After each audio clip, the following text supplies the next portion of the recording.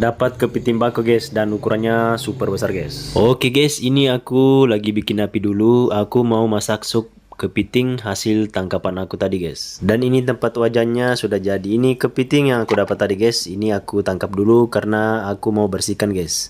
Lanjut cangkang kepitingnya aku belah guys, baru aku masukkan ke dalam wajan. Lanjut kasih air juga guys ya. Lanjut ini perbumbuannya aku mau haluskan guys. Aku kasih merica sama garam terlebih dahulu yang aku haluskan guys. Setelah garam dan mericanya halus, aku tambahkan bawang putih dan bawang merah guys. Ini bawangnya aku iris-iris tipis guys biar gampang halusinnya guys. Lanjut aku tumbuk-tumbuk seperti ini guys biar bumbunya itu halus, betul-betul halus ya.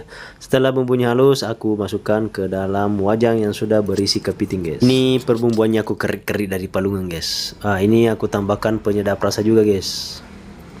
Setelah semuanya bumbu dimasukkan, kepitingnya aku aduk dan aku coba dulu guys gimana rasanya. Wey, mantap guys.